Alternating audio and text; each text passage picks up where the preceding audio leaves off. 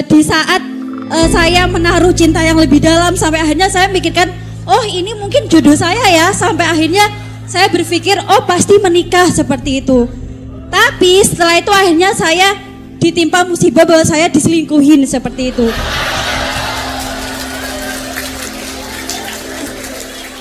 Apakah saya sendiri itu mempunyai penyakit hati yang akhirnya saya nggak bisa melepaskan dia karena hubungan saya yang terlampau cukup 6 tahun seperti itu, dan saya merasa ingin itu, oh nggak bisa, saya pokoknya mau sama dia karena dia jodoh saya seperti itu.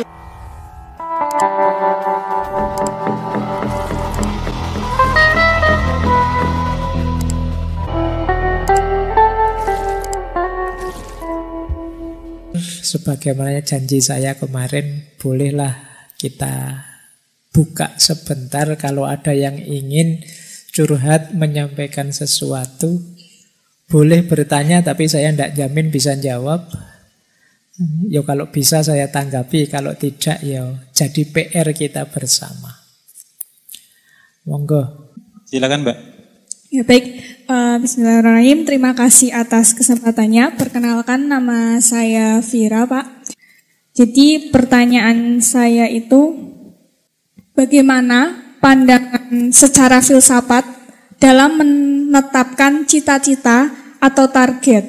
Apakah kita perlu membagi target atau cita-cita itu menjadi target dunia dan target akhirat atau bagaimana? Ya, terima kasih. Wassalamualaikum warahmatullahi wabarakatuh. Waalaikumsalam.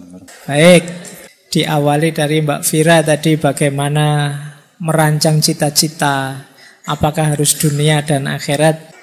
Oke, yang pertama begini, silahkan teman-teman merancang cita-citamu. Boleh cita-cita jangka pendek, jangka menengah, jangka panjang, cita-cita bidang ini, cita-cita bidang itu. Wajar dan manusiawi saja seseorang merancang versi terbaik untuk hidupnya. Tapi jadikan semua cita-cita target yang kita rancang itu bagian dari perjalanan puncak kita ilaihi roji'un, menuju Allah. Berarti jangan menetapkan cita-cita keinginan apapun yang membuat kita jauh dari Allah. Jadi silahkan teman-teman rancang, Pak saya ingin jadi ini, saya ingin jadi itu, saya ingin melakukan ini, melakukan itu. Saya ingin 3 tahun ke depan saya sudah nikah Pak. Saya ingin tahun ini lulus kuliah. Boleh, tidak apa-apa. Tapi jadikan lulus kuliah, jadikan menikah 3 tahun lagi itu bagian dari perjalanan kita untuk tambah dekat kepada Allah. Saya menikah ini kan juga termasuk menjalankan sunnahnya Rasulullah, juga perintahnya Allah Pak. Jadi semuanya dalam rangka mencari ridhonya Allah. Saya lulus kuliah juga begitu. Jadi silahkan dirancang cita-cita, keinginan setinggi apapun, seperti apapun, tapi pastikan keinginan itu adalah bagian dari perjalanan kita untuk tambah dekat kepada Allah.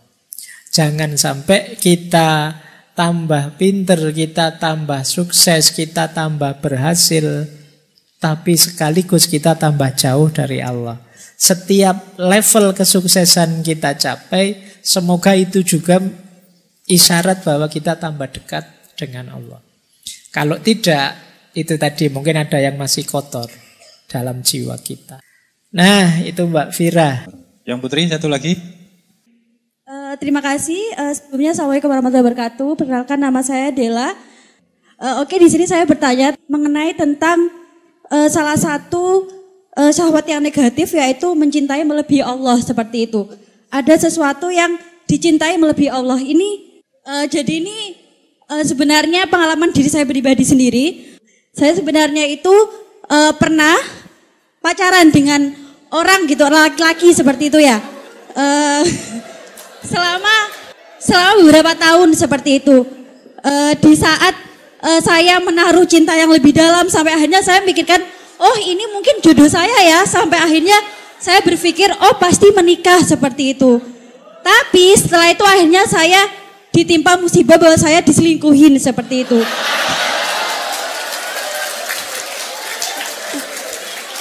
Ini masih terjadi baru-baru ini saja. Akhirnya pada saat itu saya mengalami sakit selama 1 bulan dan akhirnya harus itu ya apa namanya datang ke psikologi untuk untuk membersihkan diri saya sendiri seperti itu. Saya ingin bertanya sebenarnya saya tuh ingin sekali tidak ingin melepaskan tapi saya juga sudah melepaskan seperti itu. Tapi kadang-kadang di saat malam hari seperti itu saya merasa kayak wah ini berat banget. Tapi di saat saya pagi ke siang sore gitu saya benar-benar kayak menyibukkan diri untuk menggapai cita-cita saya seperti itu. Tapi setelah malam itu benar-benar kayak semua itu kayak bergunjang-ganjing lagi kayak ini nggak bisa seperti itu. Jadi saya sebenarnya itu apakah saya sendiri itu mempunyai penyakit hati yang akhirnya saya nggak bisa melepaskan dia karena hubungan saya yang terlampau cukup 6 tahun seperti itu dan saya merasa ingin itu bebas seperti itu aja Kak. Karena saya merasa kayak oh nggak bisa saya pokoknya mau sama dia karena dia jodoh saya seperti itu. Oke. Bisa cukup Mbak? Oke cukup, terima kasih. Terima kasih. Sebelumnya mohon maaf ya teman-teman. Assalamualaikum warahmatullahi wabarakatuh. Mbak Dela ini, wah ini berat ini kalau enggak. Iya enggak berat sih, biasa saja kalau saya. Berarti kemarin itu waktu jatuh cinta, waktu bersama-sama itu sungguh-sungguh. Berarti Mbak Dela ini orang baik.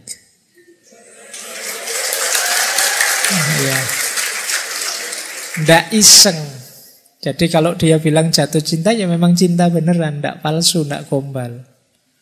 Jadi memang ada seriusnya. Ya tentu saja ketika kita serius kemudian lepas itu ya susah untuk segera lupa.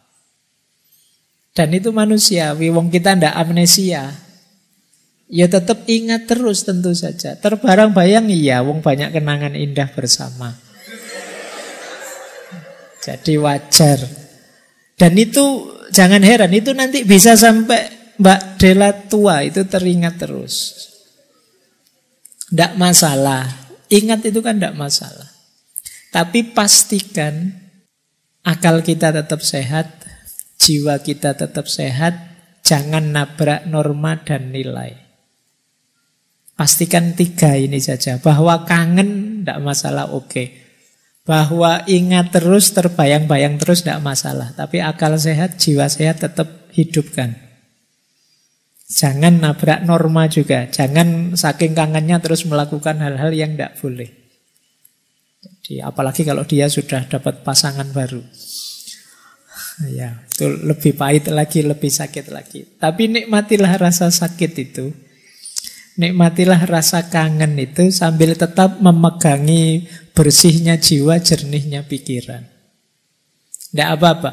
Nanti sampai pada titik ketika dia hadir di pikiran, silahkan hadir. Dia mau pergi juga silahkan. Ketika dia terbayang-bayang, ya saya akui, aku ingat kamu, tapi ya sudah. Terus saya punya hidupku sendiri, saya lanjutkan hidupku. Tidak usah menghabiskan banyak energi untuk melawan kehadirannya, ingatan tentang dia. Tidak perlu lumpuhkanlah ingatanku, tidak usah.